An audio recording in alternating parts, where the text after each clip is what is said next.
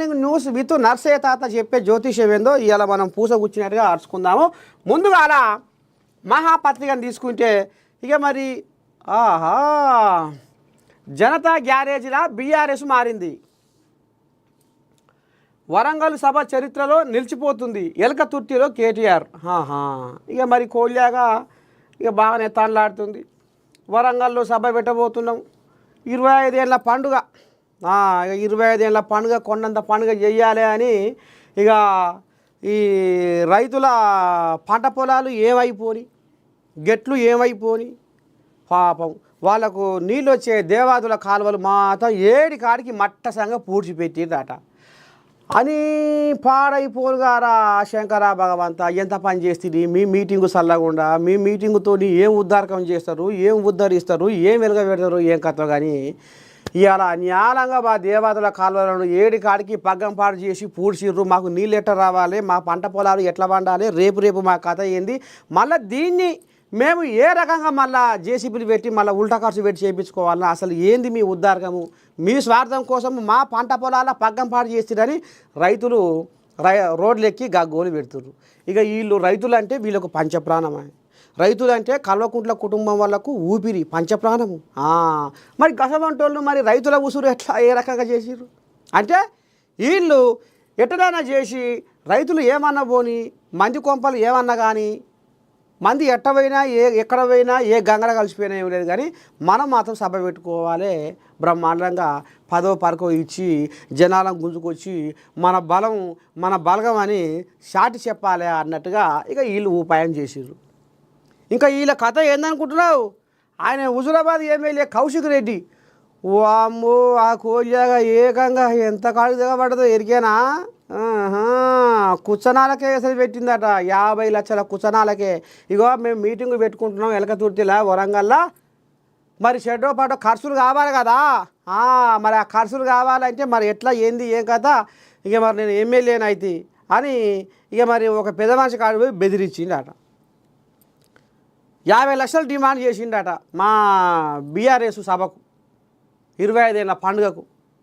ఆయన కోసానికి వీళ్ళు పండుగ చేసుకుంటున్నారట. బెదిరింపులు ఏమన్నంటే నువ్వు ఏడ దొరకవా, దొరికినప్పుడు మంగళం పెట్టి వచ్చుతా అన్నట్టుగా ఇక మరి హుజూరాబాద్ ఎమ్మెల్యే ఆయన కౌశిక్ రెడ్డి కోల్లాగా ఖతర్నాకు సైగా చేస్తే ఇక వాళ్ళు ఇంత పోయి పోలీస్ స్టేషన్ మెట్లు ఎక్కిరి, కేసు పెట్టిరు, ఎఫ్ఐఆర్ కూడా అయ్యిందట.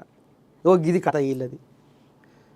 10 ఏళ్ల కాలంలో దాచుకున్న పైకమంతా మరి ఎక్కడ పెట్టిరో ఏం కథ. కానీ ఇప్పుడైతే సభ కోసం ఈ రకంగా వాళ్ళు విరాళం ఇచ్చిర్రు, వీళ్ళు విరాళం ఇచ్చిర్రు, వాళ్ళు వీళ్ళ కాడ పైకం లేదట. గిసవరి బెదిరింపులు. మొత్తానికి జనతా గ్యారేజ్లా బీఆర్ఎస్ మారిందని చెప్పుకొస్తుండు. ఇక రేపు నీ జనతా గ్యారేజ్ లాగా బీఆర్ఎస్ భవన్లకు రేపు ఎవరు వస్తారయ్యా అంటే, ఇప్పుడు నువ్వు ఏదైతే సభ పెడుతున్నావో ఆ దేవాదుల కాలువలను ఏడి కాడికి పగంపాడు చేసి ఆ న్యాలంగా ఆ కాలువలను మొత్తం నేలమట్టం చేసి ఖరాబు చేసి మొత్తం పూడ్చిర్రో రేపు ఆ రైతులు లైన్ కడతారు మీ బీఆర్ఎస్ భవన్లకు, తెలంగాణ భవన్లకు. ఇప్పుడు వీళ్ళు లైన్ కడతారు. ఇక మరి 40,000 బండ్లు పార్కింగ్ పెట్టే స్థలాన్ని ఇది చేసిరంటే, ఒక పార్కింగ్ స్థలానికే 40,000 బండ్లు వర్తడి చేసిరంటే మరి ఎంత భూమిని వీళ్ళు ఇది చేసిర్రు, ఎంత భూమికి వీళ్ళు ఎసరు పెట్టిరు అనేది అర్థమవుతుంది. ఇక 10 లక్షల సల్ల ప్యాకెట్లట, 10 లక్షల నీళ్ళ ప్యాకెట్లట. ఇక వచ్చిన జనాలకు గట్టి సుడి పడితే ఎండకు సుడి పడితే ఎండకాలం తినమే సుడి పడితే వాళ్ళకు 100 మంది డాక్టర్లను పెట్టి అక్కడక్కడ శిబిరాలను పెట్టిండట. ఆడొక డాక్టర్ గిట్నే ఏమన్నా నొప్పి రోగం ఎండకు సుడిపడి గావరై ఏమన్నా ఇదైతే ఇక ఈ రకంగా చేసుకుంటా ఇక మరి పోతుంది కోలియా. కానీ ఆఖరికి వస్తారకల్లా ఈ సభ పేరు మీద లోపలంగా కుచ్చరా కథ నడిపిస్తుర్రు. రైతన్నల కాలువలను ఏడికాడికి పగ్గం పాడు చేసి మాత్రం పాపం మూడగట్టుకుర్రు. చూడాలి మరి ఆ పాపం రేపు ఎందాకపోతుంది ఏంది ఏం కథ. ఉగ్రదాడికి ధీటుగా బదులిస్తాం, కేంద్ర రక్షణ శాఖ మంత్రి రాజ్నాథ్ సింగ్ హెచ్చరిక. పహల్గం దాడి పిరికి పంద చర్య. పాపం ఏది ఏమైనా ఎంతవరకైనా పురస్తే వదిలిపెట్టవన్నట్టుగా మరి ఇక బయట దేశంలో ఉన్న మోడీ గిటగిట సంగతి గిట్లా అయింది. కాశ్మీరు అందాలను, కాశ్మీరు వంకలను, ఓయలను, లోయలను, ఆ చెట్లను, ఆ గుట్టలను అదంతా చూసి కళ్ళారా చూసి కళ్ళ సలవ చేసుకుందామని పోతే పర్యాటకులని ఏడి కాడికి జేవులలో నీది ఏ మతము, నీది ఏ కులము అన్నట్టుగా పాపం అందుకెళ్ళి అవి తీసి చూసి ఐడి కార్డు చూసి టకా టకా టకా టకా టకా పేల్చి ఇవాళ పదుల సంఖ్యలో ఇవాళ ప్రాణాలు తీసుకుర్రు టెర్రరిస్టులు, ఉగ్రవాదులు. ఇక మరి ఇలా పాకిస్తాను ఇక మరి కుట్ర ఉన్నది, పాకిస్తాన్ కథే ఇదంతా మూలం అనేది కూడా మరి తెర మీదకి వస్తుంది. పక్కగా మేము ఈ ఉగ్రదాడికి ధీటుగా బదులిస్తాం, ఇప్పటికే మా భద్రతా బలగాలు సై అంటున్నాయి, మేము ఉష్కు అంటే అవి చూలేగా అని ఏం చేయాలో అది చేస్తాయి అనేది కూడా మరి తెర మీదకి వస్తుంది. ఇక మరి వాళ్ళని కూడా ఒక 3-4 ఈ రకంగా ఉంటారు, గిట్ట గిట్ట గిట్ట గిట్ట ఉంటారు అనేది కూడా మరి పోలీసులు వాళ్ళ నమూనా చిత్రాలను మరి బయటికి ఇచ్చిపెట్టిరు. ఇక రేపు మరి కేంద్ర ప్రభుత్వము ఏ రకంగా మరి ఉగ్రముఖల మీద చర్య తీసుకుంటుంది అనేది మునుముందు చూద్దాము. మొత్తానికైతే పాపం కొత్తగా పెళ్లి చేసుకున్న జంటలు కూడా ఇక హానీమూన్ పేరిట ఎక్కడనో బయట దేశం పోయేదేంది, మన దేశంలో కాశ్మీర్ అందాలు కండ్ల సలువగా ఉంటాయి, మనసారా ఆస్వాదిద్దాం అని పాపం మంది నిండా తలుచుకొని పోతే ఆఖరకు వస్తారకల్లా ఇవాళ మంది పానాలకు ఎసరయ్యిర్రు ఈ ఉగ్రవాదులు. ఇక వాళ్ళ ఏడుపు, వాళ్ళ కాకి శోకము అబ్బా ఇక గది కథ. ఎంతవరకైనా పురస్తే ఉగ్రదాడికి ధీటుగా బదులిస్తామన్నట్టుగా మాట్లాడుతుర్రు. మరి చూడాలి రేపు వీళ్ళు ఏ రకమైన చర్య తీసుకుంటారు. ముఖ్యమంత్రి రేవంత్కు ఘన స్వాగతం. జపాన్ పర్యటన విజయవంతంగా ముగించుకొని వచ్చిన అధినేత శంషాబాద్ విమానాశ్రయంలో ఘన స్వాగతం పలికిన కాంగ్రెస్ శ్రేణులు. టీపీసీసీ వర్కింగ్ ప్రెసిడెంట్ జగ్గారెడ్డి కూతురు ఎంగేజ్మెంట్ వేడుకకు హాజరు. ఇక వస్తా రామమందిరం ఏమైనా పూజ చేసుకొని పెద్ద మనిషి ఇక చక్కగా సంగారెడ్డి పోయి ఇక మరి ఆడ టీపీసీసీ వర్కింగ్ ప్రెసిడెంట్ జగ్గారెడ్డి బిడ్డ ఎంగేజ్మెంట్కు హాజరయ్యిండు. ఇక మరి పూల గుత్తి చేతిలో బట్టి శుభాకాంక్షలు చెప్పిండు. ఇక మరి ముఖ్యమంత్రి జపాన్కి పోయి ఏం పట్టుకొచ్చిండు, ఏంది ఏం కథ అంటే ఇక జపాన్కి పోయి మాత్రము బాగానే వరాల మూట 12,600 కోట్ల పెట్టుబడులు పట్టుకొచ్చిండు. ఇక మొత్తానికి ఇక ఈయన ఏలువాడి 16 నెలల ఏలువాడిలో మొత్తానికి 2,44,962 కోట్లు పట్టుకొచ్చింది అన్నట్టుగా మరి మనకు అంచనా తెలుస్తుంది. మొత్తానికి ఈయన ఇప్పుడు 16 నెలల పరిపాలనలో 80,500 ఉద్యోగాలు ఇప్పుడు నిరుద్యోగులకు ఉపాధి కల్పించబోతుంది అనేది కూడా మరి తెర మీదకి వచ్చింది ముచ్చట. ఇక పెట్టుబడులు గుంజుకు రావాలి, మరి నిరుద్యోగులకు ఉపాధి కల్పించాలి. ఇక ఈ రకంగా రేపు ఏ ఒక్కరు కూడా పని పాటలు లేక తిరగొద్దు, అందరూ ఒక పని మీద పడాలి అనేది మరి కంకణం కట్టుకొని బాగానే పెట్టుబడులు గుంజుకొస్తుండు. ఇక ఆ కంపెనీ ఈ కంపెనీ అది ఇది బాగానే ఇక టెక్నాలజీని ఉరుకులో పెట్టిస్తుండు. మొత్తానికి రేవంత్ అయ్యకు మన నేను పక్షాన శుభాకాంక్షలు. మంచి చెయ్యాలి. ఉగ్రదాడిలో కాశ్మీర్ను వీడుతున్న టూరిస్టులు ఇక అక్కడ భయం పుట్టి 6,000 మొత్తం 7 కాడికి పరారైపోతున్నారు అట.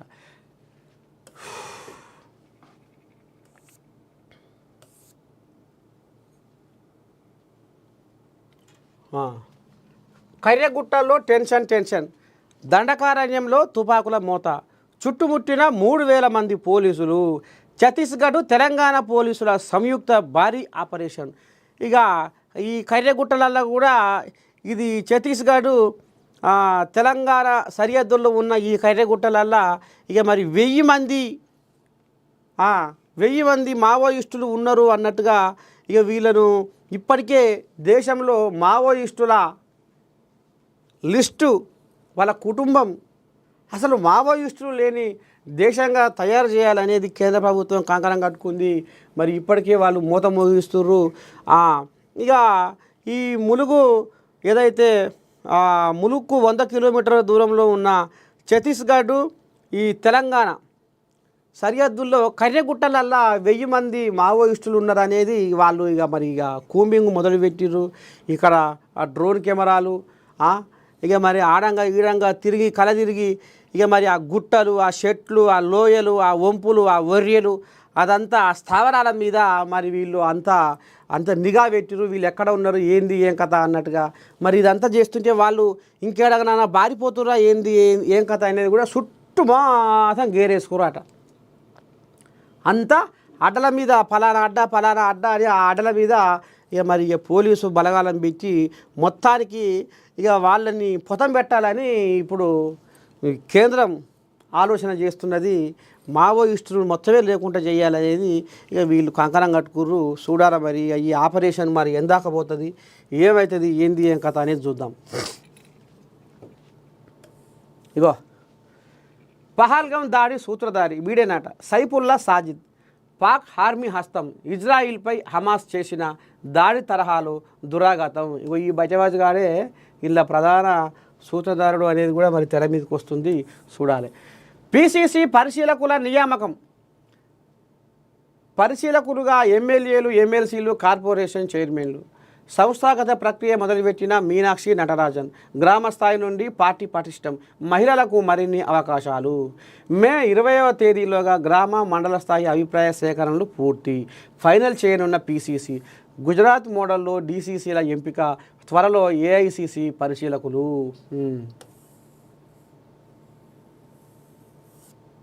సరే ఇక వాళ్ళు కమిటీ రెచ్చగొట్టాడు, నరమేధానికి కారణమయ్యాడు. పాక్ ఆర్మీ చీఫ్ ఉసిగొల్పడం వల్లే సంఘటన. అంతర్జాతీయ మీడియాలో వార్తలు. ఇగో ఇగో ఈ ఈ కోళ్ళగానే ఉసిగొల్పింది అనేది మరి ఇప్పుడు తెర మీదకి వస్తుంది.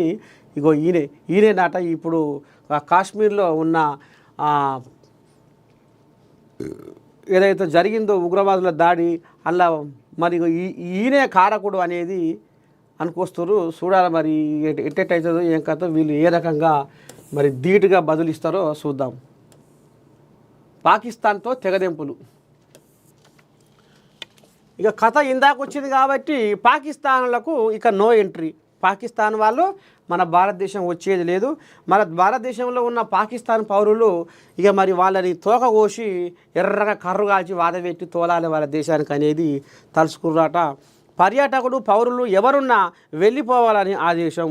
సింధు జలాల ఒప్పందం నిలిపివేత. వద్దు మీకు మాకు అసలు అంటూ వద్దు పొందు వద్దు. అటారీ చెక్ పోస్టు బంద్. కేంద్రం సంచలన నిర్ణయం. జమ్మూ కాశ్మీర్లోని పహల్గంలో జరిగిన ఉగ్రదాడిని ప్రధానమంత్రి నరేంద్ర మోదీ అధ్యక్షతన జరిగిన క్యాబినెట్ భద్రతా కమిటీ సమావేశం తీవ్రంగా ఖండించింది. ఉగ్రదాడుల్లో మృతులకు సంతాపం తెలిపింది. ఉగ్రదాడికి ప్రతిగా కీలక నిర్ణయాలు తీసుకుంది. ఇక 1960లో కుదిరిన ఇండస్ వాటర్ ఒప్పందాన్ని నిలిపివేస్తున్నట్టు ప్రకటించింది. హటారీ చెక్పోస్టును తక్షణమే నిలిపివేస్తున్నట్టు ప్రకటించడంతో పాటు పాకిస్తాన్ పర్యాటకులు, పౌరులు వెంటనే వెళ్ళిపోవాలని స్పష్టం చేసింది. కేబినెట్ భేటీలో తీసుకున్న కీలక నిర్ణయాలను భారత విదేశాంగ శాఖ కార్యదర్శి విక్రమ్ మిస్త్రీ మీడియాకు తెలిపారు. ఇక ఇది మొత్తానికి పాకిస్తాన్లోని తోకగోసి పంపాలనేది కూడా ఆలోచన చేస్తున్నారు. శ్రీనగర్లో చిక్కుకుపోయాం, స్వస్థలాలకు పంపండి. ప్రభుత్వానికి తెలంగాణ పర్యాటకుల విజ్ఞప్తి. పహల్గం ఉగ్రదాడితో ఆందోళనలో ఇప్పటికే కాశ్మీర్లో ఉన్న పర్యాటకులు ఆందోళన చెందుతున్నారు. ఏ క్షణాన ఏం జరుగుతుందోనని భయపడుతున్నారు. అరే పాపం అక్కడ చిక్కుపోయారట. తెలంగాణకు చెందిన 80 మంది పర్యాటకులు శ్రీనగర్లో చిక్కుకుపోయారు. బీఆర్ఎస్ నేత కేటీఆర్ స్పందించారు. శ్రీనగర్లో చిక్కుకున్న వారిని రప్పించేందుకు చర్యలు చేపట్టాలని, స్వస్థలాలకు రప్పించేందుకు కేంద్ర రాష్ట్ర ప్రభుత్వాలు చర్యలు చేపట్టాలని కేటీఆర్ ఎక్స్ వేదికగా కోరారు. రాష్ట్ర పర్యాటకులకు తగిన సాయం అందించాలని సీఎంను కోరుతున్నానని చెప్పారు. సరే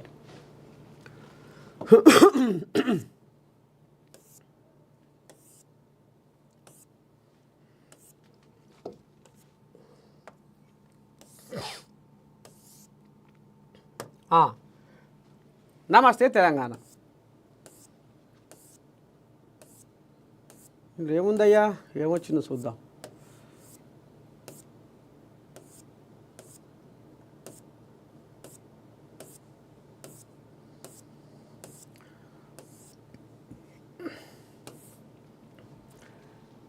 కేసీఆర్ మాటే గుండె ధైర్యం అమ్మని స్వామి రంగా యాస్ దెబ్బ.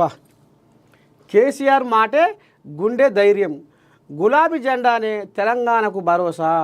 కేసీఆర్ మాటే గుండె ధైర్యం అంటే ఈయన మాట ఇంటేగే మనకు ధైర్యం వస్తుంది అన్నట్టు. చూద్దాం. ఆయన ప్రసంగం వినేందుకు ప్రజల ఆరాటం, మహాసభకు స్వచ్ఛందంగా వస్తామంటున్నారు. అమ్మా, జనతా గ్యారేజ్ తరహాలో తెలంగాణ భవన్ చరిత్రలో నిలిచేలా రజతోత్సవ సభ నిర్వహిస్తాం. 60 లక్షల గులాబీ దండుకు ఇదే నా ప్రార్థన. అందరం బయలుదేరి మహాసభకు తరలాలి. కాంగ్రెస్ సర్కారు కరెంటు మీద నమ్మకం లేకనే మహాసభకు 200 జనరేటర్లు ఏర్పాటు చేస్తున్నాం. బీఆర్ఎస్ వర్కింగ్ ప్రెసిడెంట్ కేటీఆర్ ఎలకతుర్తిలో మహాసభ ఏర్పాట్ల పరిశీలన. కేసీఆర్ మాట వినాలని, ఆయన మాట వింటే గుండె నిండా ధైర్యం వస్తుందని ప్రజలు చెప్తున్నారు. కేసీఆర్ మాటలు వింటే కాంగ్రెస్ అరాచక పాలన అంతమవుతుందనే భరోసా కలుగుతుందంటున్నారు. బీఆర్ఎస్ రజతోత్సవ సభకు మేమొస్తామని ప్రతి నియోజకవర్గం నుంచి స్వచ్ఛందంగా కదులుతున్నారు. తెలంగాణ ప్రజల గుండె ధైర్యం గులాబీ జెండా. రాష్ట్రంలో ఏ వర్గం వారికి కష్టం వచ్చినా అందరూ తెలంగాణ భవన్ వైపే వస్తున్నారట. అబ్బరకొండ. కానీ కేసీఆర్ మాట వినాలని, ఆయన మాట వింటే గుండె నిండా ధైర్యం వస్తుందని ప్రజలు చెప్తుర్రట. మన దండం పెట్టి ఇక కేసీరావు 10 ఏళ్ల కాలంలో ఏం నేర్పిండయ్యా అంటే మాటలు మంచిదే తీసుకురు. ఇలా కేసీఆర్ మాట వింటే ఇంకోటి కూడా ఏం రాశారు, పెద్దది ఏమో రాశా, కేసీఆర్ మాటే గుండె ధైర్యం అట. మరి 10 ఏళ్ల కాలంలో కేసీరావు ఏం నేర్పిండు ఈ తెలంగాణ సమాజానికి? ఇవాళ కూలి చేసుకుంటోడు కూడా నోరును అదుపులో పెట్టుకొని మాట్లాడతాడు. ఈ మాట మాట్లాడితే తర్వాత ఏమవుతుంది, ఏమన్నా అంటారా, ఏమన్నా అవుతుందా అనేది కూడా ఆలోచన చేసి మాట్లాడతారు. కానీ ఇక మరి మన పెద్ద మనిషి ఏమన్నాడు, ఏం కథ అంటే, కారుకు తల కల్లా బొల్లి కల్వకుంట్ల చంద్రశేఖర, కారుకు తల కల్లా బొల్లి కల్వకుంట్ల చంద్రశేఖర, 10 ఏళ్ల రాజ్యంలో నువ్వు, 10 ఏళ్ల రాజ్యంలో నువ్వు, నీ పలుకులు ఏందో వినవయ్యా. కారుకు తల కల్లా బొల్లి కల్వకుంట్ల చంద్రశేఖర, 10 ఏళ్లలో నేర్పిన మాటలు, 10 ఏళ్లలో నేర్పిన మాటలు, చెబుతాను వినవయ్య నీ పలుకులు, చెబుతాను వినవయ్య నీ పలుకులు. సవటలు సన్నాసులు దద్దమ్మలు నువ్వే అంటివి, సవటలు సన్నాసులు దద్దమ్మలు నువ్వే అంటివి, బేకారుగాళ్ళు అంటివి, బేబకుగాళ్ళు అంటివి, కుక్కల కొడుకులు వంటివి, పందుల కొడుకులు వంటివి, గాడిద కొడుకులు వంటివి, ఆఖరికి రండగాళ్ళని నువ్వు రంకెలేసి మాట్లాడితివి. కారు కూతల కల్లా బొల్లి కల్వకుంట్ల చంద్రశేఖర, కారు కూతల కల్లా బొల్లి కల్వకుంట్ల చంద్రశేఖర, 10 ఏళ్లలో నువ్వు నేర్పిన మాటలు, ఏమయ్యో చెబుతున్నా వింటున్నావని పలుకులు. ఎగ్గిది ఒకటేనా? వామ్ము, చిల్లరగాళ్ళు అంటివి, చిచోరగాళ్ళు అంటివి, చిల్లరగాళ్ళు అంటివి, చిచోరగాళ్ళు అంటివి. కానీ ఇంక ఏం చెప్పాలో ఏమనాలో నాకే వస్తలేవు ఆ పలుకులు, ఆయన అన్న మాటలు. ఒక్క తీరు కథ కాదు, ఒక్క తీరు మాట కాదు. ఇక ఆయన 7 సభ పెట్టినా ముందుగాల మాట్లాడేది గియ్యే మాటలు. రండగాళ్ళు, చిల్లరగాళ్ళు, చిచోరగాళ్ళు, బేవకుఫ్గాళ్ళు, వంచుతా దించుతా, ఇక మరి గిసోంటి మాటలు నేర్పిన కేసీరావు మాటలు వింటే ఇప్పుడు తెలంగాణ జనాలకు అట గుండె ధైర్యం వస్తుందట. 10 ఏళ్ల రాజ్యంలో కేసీరావు నేర్పిన మాటలు ఇప్పుడు మీ నర్సే తాత వాడిన పాటకు సంబంధం ఉందా లేదా? సవటలు, సన్నాసులు, దద్దమ్మలు, రండగాళ్ళు, చిల్లరగాళ్ళు, గాడిద కొడుకులు, కుక్కల కొడుకులు, పందుల కొడుకులు, బేవకూఫుగాళ్ళు, ఆడోడు ఈడోడు మోపైనాడు అడ్డదుడగాళ్ళు. ఓ అమ్మా, ఒక్క కథ ఒక్క ముచ్చట. గిసవంటి మాటలు నేర్పిన కేసీరావు ఇప్పుడు ఆయన మాట వింటే జనాలకు ధైర్యం వస్తుంది అనేది మరి ఎట్లా అంటుర్రో ఏం చెప్తుర్రో అసలు ఏం రాసుకొస్తుర్రో మరి ఎక్కడ అర్థమైతే లేదు. నిజమా కాదా ఈ మాట? కేసీరావు 10 ఏళ్ల పాలనలో నేర్పిన మాటలు ఇవి అక్షరాల సత్యం కాదా? ఇవాళ కేసీఆర్ మాట వింటే గుండె ధైర్యం ఎట్లా వస్తుంది? నేను ఎలాగైనా చెప్పిన పనికి పోయేటోడు కూడా, కూలి పని చేసుకుంటాడు కూడా వెనుక ముందు ఆలోచించి మాట్లాడతాడు. అంత కనికష్టంగా ఈ రకంగా మరి ఇలా కేసీఆర్ మాటే గుండె ధైర్యం అంటే ఏ రకంగా గుండె ధైర్యం వస్తుంది? ఒక ముఖ్యమంత్రి హోదాలో ఉండి మాట్లాడాల్సిన మాటలేనా అవి? మళ్ళీ ఇప్పుడు ఏమన్నా అంటే ఈయన అట్లా అంటున్నాడు, ఆయన ఇట్లా అంటున్నాడు అంటే మరి అంతా నువ్వు చూపించిన తోవే. ముందల నాగలు ఎట్లా పోతే వెనక నాగలు కూడా గట్టినే వస్తుంది. మన తెలంగాణ కావాలి, మనకు ప్రత్యేక తెలంగాణ కావాలి. అట్లయితే మనం బాగుపడతాము, మన నిధులు మనకు వస్తాయి, మన కొలువులు మనకు వస్తాయి, మన నీళ్లు మనకు వస్తాయి అని తెలంగాణ కోసం కొట్లాడిరు. సరే, ఇక నువ్వు కూడా కొట్లాడినావు. అందరితో పాటు సకల జనులు రోడ్ల మీదకి వచ్చి కొట్లాడితేనే తెలంగాణ వచ్చింది. ముఖ్యంగా అమరవీరులు పాపం ఇవాళ 1200 పైచిలకు మంది అమరవీరులు వాళ్ళు తెలంగాణ కోసం బలైపోయారు. మరి ఇంతమంది కొట్లాడితేనే వచ్చింది తెలంగాణ. మరి ఆ తెలంగాణ వచ్చినాక మన రాజ్యము, మన రాష్ట్రము, మన కథ, మన పరిపాలన అనుకున్నాం. కానీ ఆఖరికి వస్తున్నకల్లా 10 ఏళ్ల రాజ్యంలో ఇక మరి ఈయన చేసిన ఉద్ధారకము ఏం చేసిండు, ఏ ప్రాజెక్టులు పూర్తి చేసిండు, ఏ రకంగా ఉద్ధారకం ఎరగబెట్టిండో ఏం కథో కానీ మొత్తానికి 10 ఏళ్ల కాలంలో కేసీఆర్ తెలంగాణ జనాలకు ఇప్పుడు పుట్టిన బుడపోరగా నేర్చుకుంటాడు.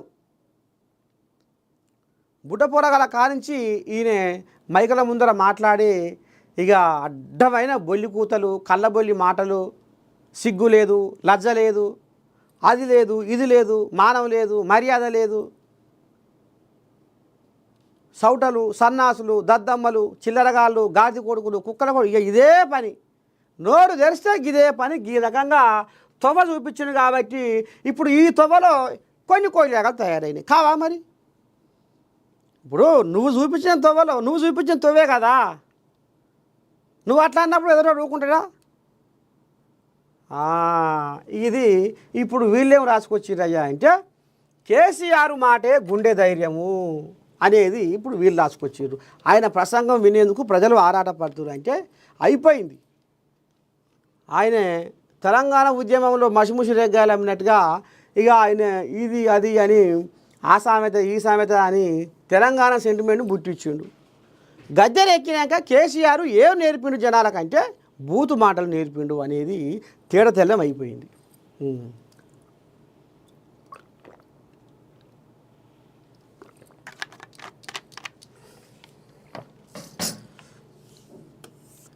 ఇగో చాలు.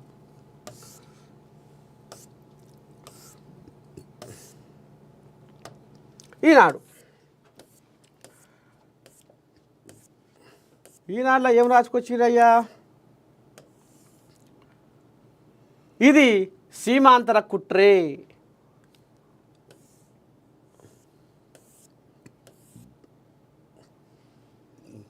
2 రోజులు వడగాల్పులు. నిన్న దీని మీద మన నేను స్పెషల్ ప్రోగ్రాం చేసింది. రోడ్ల మీద ట్రాఫిక్ సిగ్నల్ కాడ చిన్న చిన్న దుకాణాలు అమ్ముకునే రోడ్డు పక్కన చిన్న చిన్న వ్యాపారాలు చేసుకునే వాళ్ళ కాడ కూడా పోయి నేను పలకరించింది. మరి ఎందుకంటే ఎండలు ముదురుతున్నాయి, ఎండలు విపరీతంగా ముదురుతున్నాయి. ఇక నిన్న మొన్నటి దాకా వానదేవుడు ఎండదేవుడు సూర్యుడు ఇద్దరు కలబెలిసి ఇద్దరం దోస్తున్నాం కదా, ఒక కంచాన తిని ఒక మంచాన వందాం అన్నట్టుగా ఉన్నారు. ఇక నిన్నయాల ఇక ఆనదేవుడు చదువుకుండు. ఇక ఇప్పుడు సూర్యుడు బగ బగ బగ బగ బగ బగ మండిపడుతుండు, బయటికి వెళ్తే ఆగాడు. గందుకని ఏదైనా పని అదే ఇదో ఉంటే ఇక మరి పొద్దుగాలను చల్లబడకను చేసుకొని మీరు ఎండపూడ మాత్రం బయటికి వెళ్ళకూరి అని నిన్న నేనే ఇక జనాలను పలకరిస్తే ఇక మరి జనాలకు కూడా చెప్పినాం, మాకు మాట ఇచ్చిర్రు, తాత ఎండకు బయలుదేరకు. నన్ను కూడా అడిగారు, మరి గీ ఎండలో నువ్వెందుకు వచ్చినావు తాత అంటే, నేను ఇలా ఒక్కనాడే వచ్చినా మీకోసం, ఎందుకంటే మీకు చెప్పాలి కదా, మరి ఈ ఎండలు రేపు ఇంకా ముదురుతున్నాయి. మే నెలలో ఇక మరి మేడలవాడ అన్నట్టు మరి ఇక మేలో రోళ్ళు వలిగే బండలు వలిగే రోళ్ళు వలిగే మరి ఎండలు ఉంటాయి కాబట్టి మరి ఆ ఎండలకు సుడివాడి ఎండ దెబ్బ కొట్టి మరి మీరు దవాఖాన పాలవుతారు, అన్యాలంగా ఉత్త పుణ్యానికి ఇదైపోతారు. అందుకనే జర్ర మాత్రం మీరు ఎండలలో తిరగకూరి ఏదైనా పని ఉంటే మాత్రం మీరు సెలవు కూడా చేసుకోరు అనేది నిన్న నేను చెప్పుకొచ్చింది ప్రయాణికులకు. రాష్ట్రంలో బాణుడి సెగలు పెరుగుతున్నాయి. రానున్న 3 రోజుల పాటు సాధారణం కన్నా 2 నుంచి 3 డిగ్రీల అధిక ఉష్ణోగ్రతలు నమోదయ్యే అవకాశం ఉందని హైదరాబాదు వాతావరణ కేంద్రం హెచ్చరించింది. రానున్న 2 రోజుల పాటు పగలు వడగాల్పులు, రాత్రి వేళల్లో వేడి వాతావరణం నమోదవుతుందని వెల్లడించింది. నిజామాబాద్ జిల్లాలో బుధవారం అత్యధికంగా 44.5 డిగ్రీల ఉష్ణోగ్రత నమోదైంది. ఇది సాధారణం కన్నా 3.6 డిగ్రీలు ఎక్కువ. ఆదిలాబాద్ జిల్లాలో 44.3, మెదకులో 43.4, రామగుండంలో 42.8, ఖమ్మం జిల్లాలో 41.6 డిగ్రీల గరిష్ట ఉష్ణోగ్రతలు నమోదైనవి. ఇగో వడదెబ్బతో 7 మృతి. చూసిరా, వడదెబ్బ బయటికి వెళ్తే అగడు ఏముంది మొత్తం మీద. ఇక దాన్ని ఏమంటారు, ఇక నిప్పుల తట్ట ఎత్తుకుంటే ఏ రకంగా మండిపడుతుందో గా రకంగా ఉంది. కాబట్టి ఇగో వడదెబ్బతో 7 మృతి. అందుకనే తస్మాత్ జాగ్రత్త. ఇంకా రేపు ఎండలు ఇంకా విరగనున్నాయి. మేలో ఇంకా విపరీతమైన ఎండలు కొడతాయి, భరించలేని ఎండలు కొడతాయి. కాబట్టి జర్ర మీరు జాగ్రత్తగా ఉండాలని నేను మళ్ళొకసారి మీకు గుర్తు చేస్తూ ఉన్నది.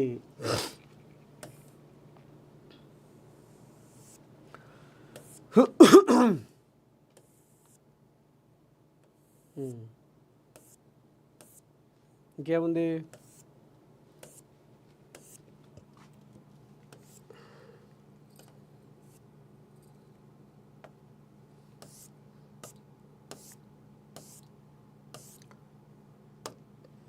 సాక్షి,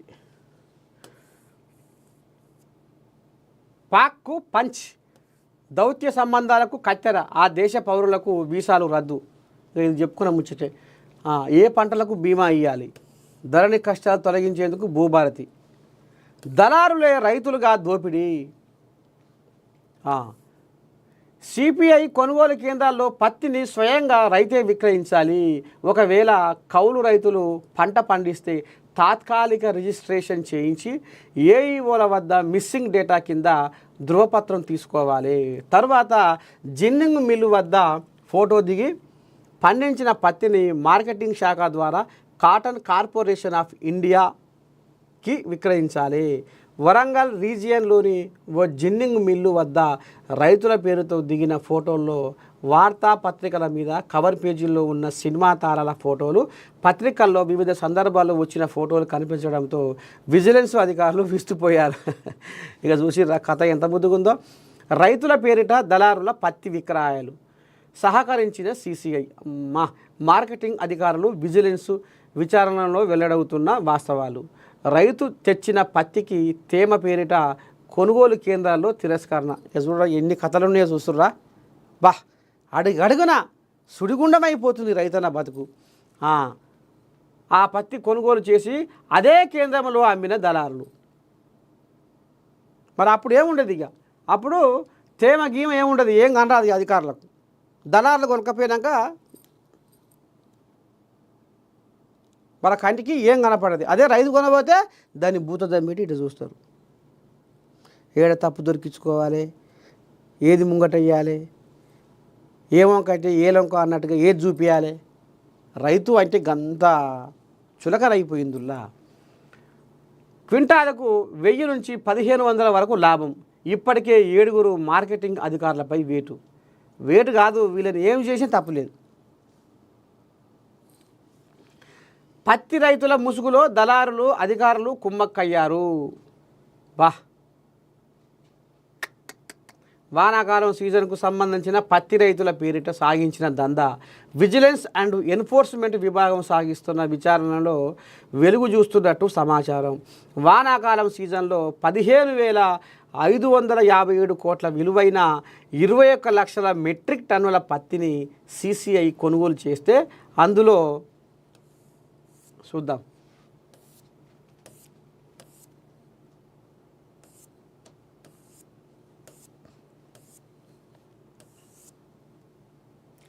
నలభై శాతం కొనుగోలులో అవకతవకలు జరిగినట్టు ప్రాథమికంగా గుర్తించింది. తద్వారా రైతులకు దక్కాల్సిన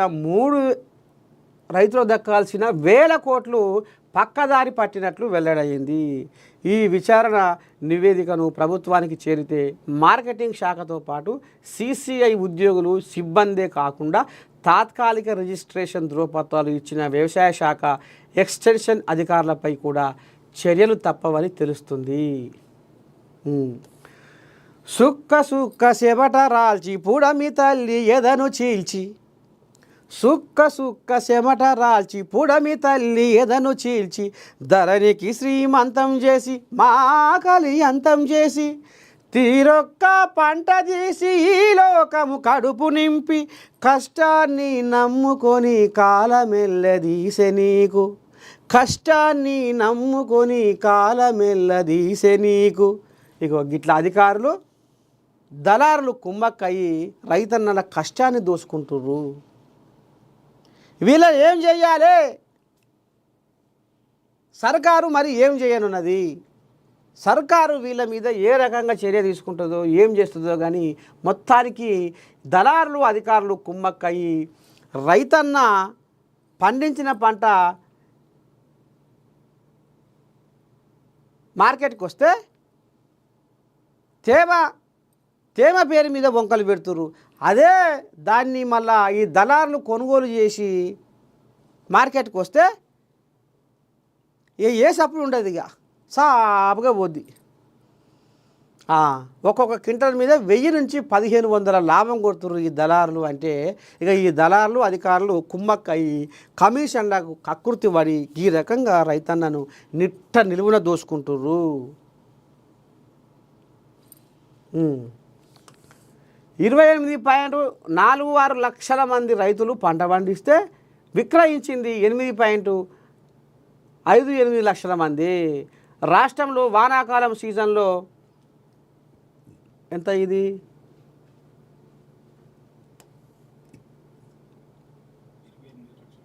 28,46,668 మంది రైతులు 44.73 లక్షల ఎకరాలు పత్తిని సాగు చేశారు. 28.11 లక్షల మెట్రిక్ టన్నుల దిగుబడి వస్తుందని భావిస్తే కేవలం 25.45 LMT వచ్చింది. ఇందులో 21 లక్షల మెట్రిక్ టన్నుల పత్తిని మార్కెటింగ్ శాఖ తెరిచిన 302 కొనుగోలు కేంద్రాల ద్వారా సిసిఐ సేకరించింది. ఇక్కడే దళారులు అధికారులు కుమ్మక్కైన విషయం వెలుగు చూసింది.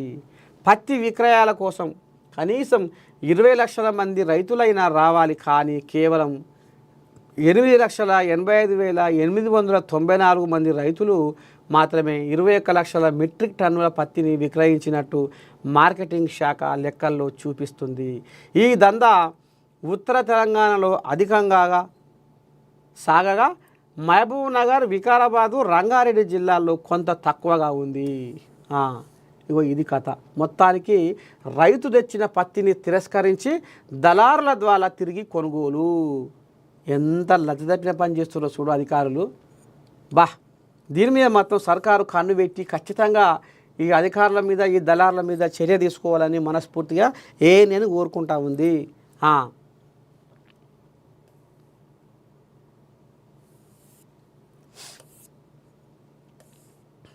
ఇంకేముంది,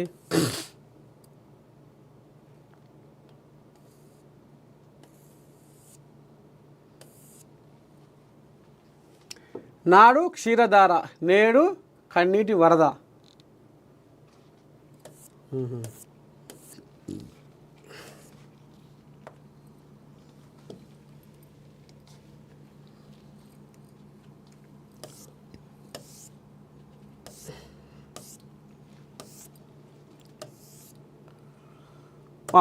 జ్యోతి ఇగో వీలేనాట. పోలీసులు విడుదల చేసిన పహల్గం దాడి ఉగ్రవాదుల ఊహా చిత్రాలు. వాళ్ళు పాకిస్తాన్లే. పహల్గం దాడి ఉగ్రవాదుల్లో 5గురు ఆ దేశస్తులే. వారి భాష ఆధారంగా గుర్తింపు. దాడిలో పాల్గొన్నది మొత్తం 7గురు, అందులో 2 స్థానికులు. దర్యాప్తు బృందాల వెల్లడి. ఉగ్రవాదుల ఊహా చిత్రాలను విడుదల చేసిన పోలీసులు. నిఘా వర్గాలు హెచ్చరించిన భద్రతా దళాల వైఫల్యం వల్లే ఉగ్రదాడి. సైనికుల దుస్తుల్లో వచ్చి 70 రౌండ్ల కాల్పులు ప్రాథమిక దర్యాప్తులో వెల్లడి. కశ్మీర్లో 56 మంది విదేశీ ఉగ్రవాదులు. అత్యధికులే లష్కరే ముష్కరులే. ఇంకా ఇది కథ. ఇంకో ఈడ ఏడుస్తా పాపం. ఈ మధ్య కాలంలో పెళ్లి చేసుకుర్రు. వినయ్ నర్వాల్కు కన్నీటి వీడుకోలు పలుకుతున్న ఆయన భార్య ఈ మధ్య కాలంలో పెళ్లి చేసుకున్నాడు. పాపం ఈయన కేరళలో ఏమో కొలువు చేస్తాడట, కొచ్చిన్లా. ఇక మరి ఐరోపాకు పోదాం అనుకున్నారట. బాగానే పెళ్ళి అయినాక హానీమూన్ అంటారు కదా, ఐరోపా పోదాం అనుకుంటే ఇక అక్కడ మరి ఇక వీళ్ళకు ఏదో వీసా దొరకలేదు అన్నట్టుగా ఇక సరే ఎక్కడికో అక్కడికి, కాశ్మీర్లో కూడా బాగానే ఉంటుంది కదా అన్నట్టుగా ఈడికి పోతే ఆఖరికి వస్తున్న కల్లా పానం మీదకి వచ్చింది. ఇక అన్యాలంగా మాత్రం ఉగ్రవాదులు పొట్టని పెట్టుకోరులా.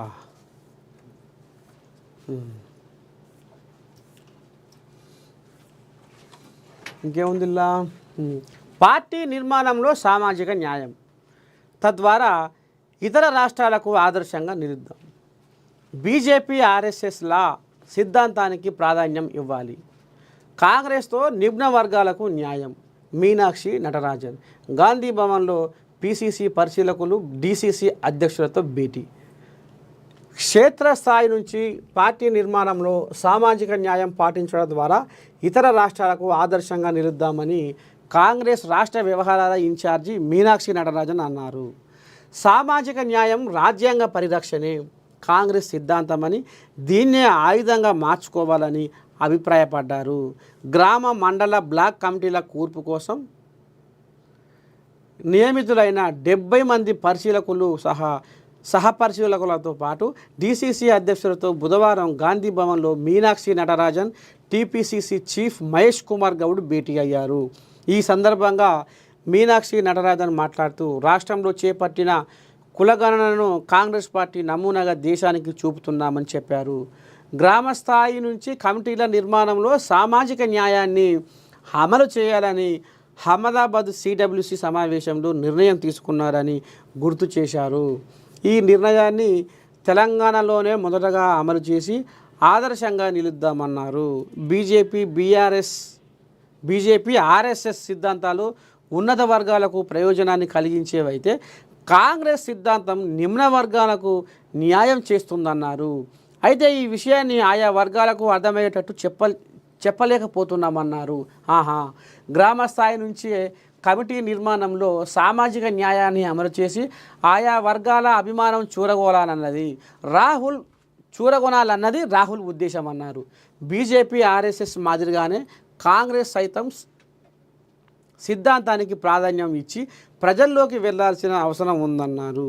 సిద్ధాంత పోరాటానికి పార్టీ శ్రేణులు సిద్ధంగా ఉండాలని పిలుపునిచ్చారు. పదవుల దగ్గర నుంచి వనరుల వరకు అన్ని వర్గాల వారికి భాగస్వామ్యం కల్పించినప్పుడే పార్టీ ప్రభుత్వం బలంగా నిలబడతాయన్నారు. పార్టీ ప్రభుత్వ పదవుల్లో సీనియర్లకు ప్రాధాన్యం ఇస్తామని స్పష్టం చేశారు.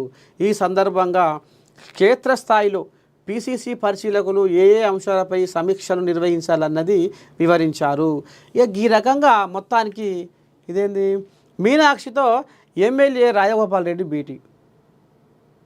స్థానిక సంస్థల ఎన్నికలు సమీపిస్తున్న తరుణంలో మరింత క్రియాశీలకంగా వ్యవహరించాలని మీనాక్షి నటరాజన్ సూచించినట్లు ఎమ్మెల్యే కోమటిరెడ్డి రాజగోపాల్ రెడ్డి తెలిపారు. గతంలో ఎంపీగా ఆమెతో కలిసి పనిచేశానని, పార్టీ ఇన్ఛార్జిగా నియమితులైన అనంతరం ఆమెను మొదటిసారి కలిసినట్టు తెలిపారు. ఈ సందర్భంగా జిల్లాల వారీగా ఇన్ఛార్జీలు పార్టీ నిర్మాణంపై చర్చించినట్టు వివరించారు. మంత్రివర్గంలో చోటు ఆశిస్తున్న రాజగోపాల్ రెడ్డి పార్టీ ఇన్ఛార్జిని కలవడం చర్చనీయాంశంగా మారింది. మరోవైపు పార్టీ కార్యకర్తలకు ప్రాధాన్యం కల్పించడం ద్వారా నియోజకవర్గ స్థాయి ప్రణాళిక అభివృద్ధి పనుల్లో వారు క్రియాశీలంగా పాల్గొనేందుకు అవకాశం ఏర్పడుతుందని కాంగ్రెస్ ఎంపీలు మల్లు రవి, సురేష్ షెట్కార్, రఘురామిరెడ్డి, కావ్య, అనిల్ కుమార్ అభిప్రాయపడ్డారు. ఈ మేరకు వారు మీనాక్షికి వినతిపత్రం సమర్పించారు. ఎన్నికల హామీలను అమలు చేస్తుండడంతో కాంగ్రెస్ పట్ల ప్రజలు సంతృప్తిగా ఉన్నారని వివరించారు. మొత్తానికి పార్టీ నిర్మాణంలో ఒక సామాజిక న్యాయం. మరి ఇప్పటికే కొన్ని కోడియాగలు అలుగుళ్ళ తులుగుళ్ళ మీద ఉన్నాయి. నేను 20 ఏళ్ళ సంది 30 ఏళ్ళ సంది కాంగ్రెస్ పార్టీని నమ్ముకున్నా. ఇక మరి నడవంగా వచ్చిన వాళ్ళకు కూడా వంత వాడుతున్నారు అనేది కూడా చర్చ బయటకు వస్తుంది. ఇక కొన్ని పార్టీలో కొన్ని ఇక మరి వర్గాలు అయినాయి. నీదో వర్గం నాదో వర్గం అన్నట్టుగా ఇక మరి ఎవరికి వారే యమునా తీరే అన్నట్టుగా ఉన్నది కథ. కాబట్టి అసౌంచాటి కూడా జర్ర లెంక కలపడం, పార్టీలో ఉన్న సీనియర్ కార్యకర్తలు సీనియర్ చోటామోటా నాయకులకు కూడా జర బుజ్జగించి ఇది ఇట్లా గది అట్లా అని చెప్పడం. మొత్తానికి మీనాక్షి నటరాజను ఇక మరి కాంగ్రెస్ పార్టీలో ఏదో ఒక తెలంగాణలో ఒక మార్పు తీసుకురావాలి, మరి అందరూ కలిసికట్టుగా పోరాడాలి, ఒక సిద్ధాంతం మీద నడవాలి అన్నట్టుగా ఇక మరి గాంధీ భవన్లో తెంపు లేకుండా చర్చలు పెట్టింది.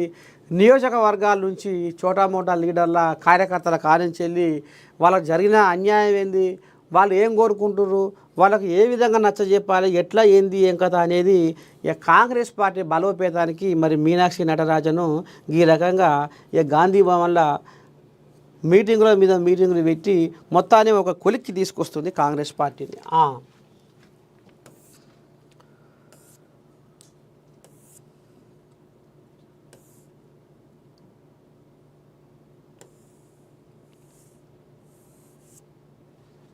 మేడిగడ్డ పునరుద్ధరణ ఎప్పుడు? బ్యారేజీ కుంగి 18 నెలలు. కేంద్ర జలవనరుల సంఘం వద్ద నివేదిక. అది జలశక్తి శాఖకు చేరేది ఎప్పుడు? నివేదిక సత్వరం ఇవ్వాలని పలుమార్లు కోరిన రాష్ట్ర సర్కారు. కాళేశ్వరం ప్రాజెక్టులో అంతర్భాగమైన మేడిగడ్డ బ్యారేజీ పునరుద్ధరణ వ్యవహారం కొలిక్కి రాలేదు. 2023 అక్టోబర్ 21వ తేదీన మేడిగడ్డ బ్యారేజీలోని 7వ బ్లాకు కుంగింది. దాదాపు 18 నెలలు పూర్తవుతున్న బ్యారేజీ మరమ్మతులు పునరుద్ధరణ అంతు చిక్కని అంశంగా మారింది. సుందిల్లా, అన్నారం బ్యారేజీల్లోనూ భారీగా సిపేజీలు బయటపడ్డాయి. ఈ 2 బ్యారేజీలను తాత్కాలికంగా మరమ్మతులు చేసినప్పటికీ నీటి నిల్వకు అవకాశం లేకుండా పోయింది. ఈ బ్యారేజీల్లో నీటి నిల్వ శ్రేయస్కరం కాదని జాతీయ ఆనకట్టల భద్రతా సంస్థ నిపుణుల కమిటీ హెచ్చరించింది. దాంతో ఈ బ్యారేజీల పునరుద్ధరణ మరమ్మతులు చేపట్టడానికి వీలుగా వాటి నిర్మాణం లోపాలపై అధ్యయనం చేయాలని కోరుతూ 2024 ఫిబ్రవరి 13వ తేదీన జాతీయ డ్యామ్ సేఫ్టీ అథారిటీ చైర్మన్కు తెలంగాణ నీటిపారుదల శాఖ ముఖ్య కార్యదర్శి రాహుల్ బొజ్జ లేఖ రాయగా 2024 మార్చి 2న కేంద్ర జలవనరుల సంఘం చైర్మన్ జె చంద్రశేఖర్ హయ్యర్ నేతృత్వంలో 6గురితో ప్రభుత్వం కమిటీ వేసింది. ఇక నిన్న మన బీఆర్ఎస్ కోయిలాగలో ఏం మొత్తుకున్నాయి? రైతుల భూములు పైరలు పట్టినాయి, నెర్యలు పట్టినాయి, బావులకాడి పొలాలను కూడా చూపించి ఇగో రైతుల పరిస్థితి చూడుర్రి, పంట పొలాలు ఎండిపోతే గొర్రెల బర్రెల ఆవుల పసల మేపుతుర్రు అని ఈ రకంగా వాళ్ళు సోషల్ మీడియాలో గిరక తిప్పినట్టు తిప్పిర్రు. అసలు మేము ఇంత పొడుగు అంత పొడుగని కాళేశ్వరం కడితే అందులో నీళ్లు నింపుతలేరు, నీళ్లు వదులుతలేరు అని బొలి కూతలు కూసిర్రు. ఇక ఇప్పుడు వీళ్ళు ఏమంటుర్రు? ఈ 2 బ్యారేజీలను తాత్కాలికంగా మరమ్మతులు చేసినప్పటికీ నీటి నిల్వకు అవకాశం లేకుండా పోయింది. ఈ బ్యారేజీల్లో నీటి నిల్వ శ్రేయస్కరం కాదని ఎవరు చెప్పారు? జాతీయ ఆనకట్టల భద్రతా సంస్థ నిపుణుల కమిటీ చెప్పింది. అన్న కనుక మీరు నీళ్లు నిల్వ చేసి ఇచ్చేస్తే అది మంచిది కాదు, ఇంకింత నష్టమవుతుంది, ప్రాజెక్టు ఇంకింత వికారం అయిపోతుంది అన్నట్టుగా మరి వాళ్ళు చెప్పారు. ఇక నీళ్లు నింపుతలేరు, మాకు వదులుతలేరు, నీళ్లు నింపుతలేరు, రైతులకు వదులుతలేరు అని ఇక ఏమన్నా అంటే ఈ సందు దొరికించుకొని ఇక ఆ రకంగా బొల్లి కూతులు నిజమైన సోషల్ మీడియాలో ఏ రకంగా కూసిరో ఇక ఇప్పుడు తెలుసుకోవాలి జనాలు. ఇక గిది కథ. మొత్తానికి మార్నింగ్ న్యూస్ విత్ నర్సయ్య తాత మరి ఇప్పటికీ మరి ఈ రకంగా ఇవాళకైతే మార్నింగ్ న్యూస్ విత్ నర్సయ్య తాత